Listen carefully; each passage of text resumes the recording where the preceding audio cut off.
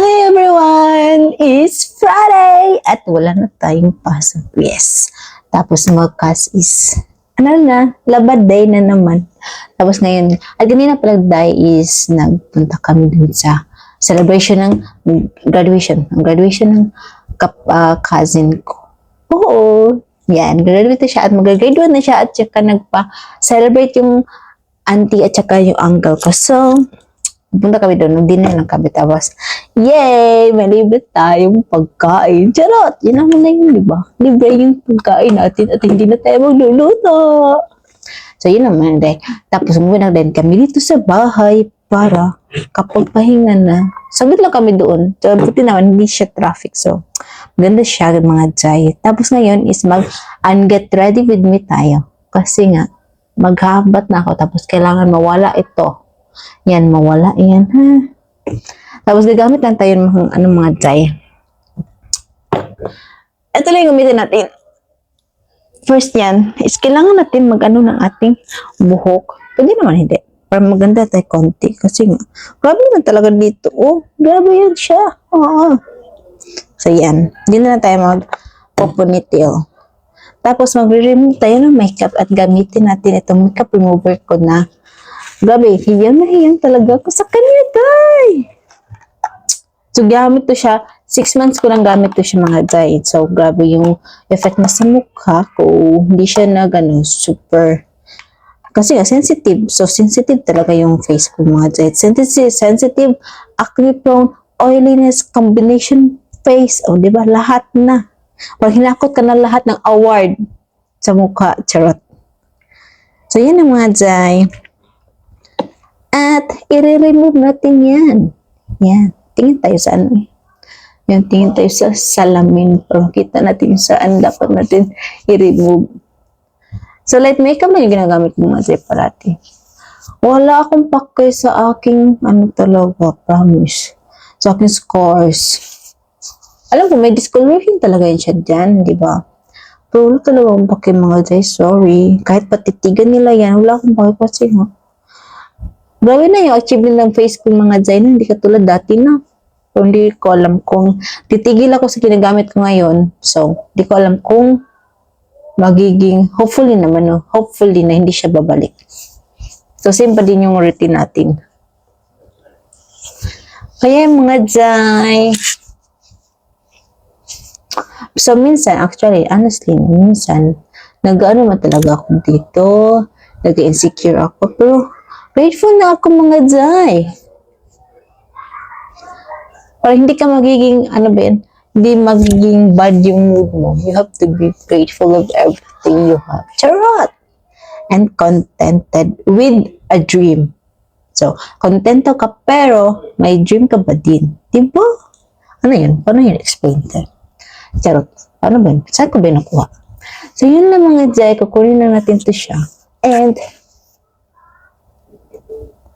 ito yung lipstick ko is gamit ko yung Revlon. Oh, bigay ng boyfriend ko. Yung boyfriend ko nagabili ng makeup sa akin. Oh, thank you.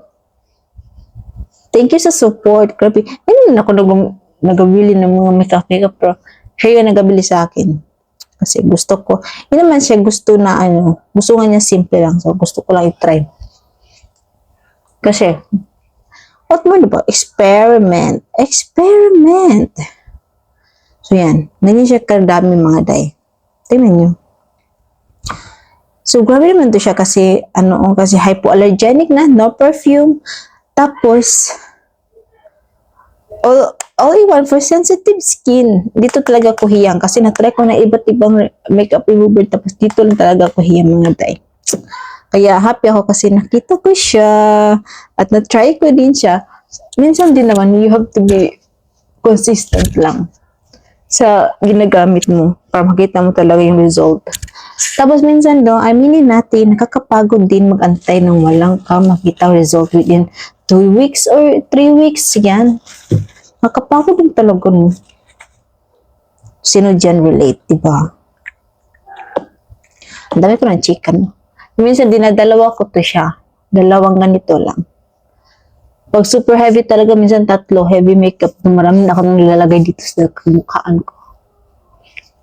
Yan lang. Tapos, maghihilamos ako mga, alam niya yung anong gamit ko. Ngayon ko na-realize na simple lang talaga yung kailangan natin para ma-achieve natin yung gusto natin sa life.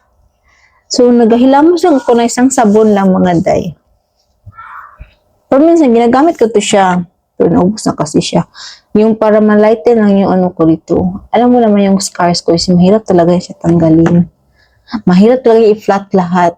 Kasi nga, parang na siyang, alam mo yan, alam mo yung parang water lily, yung parang mangkok, yung mangkok na open, yan. Nag-file up yan siya dyan. Tingnan nyo. So, get and ready with me na simple makeup lang naman. Ito pa. Vlog nga ni, no? Vlog nga ni. So, na-practice ako mag-vlog nga ni. Ito talaga yung goal ko. Kasi gusto ko talaga. Nasa isip ko lahat pero hindi ko magawa. Bakit ba?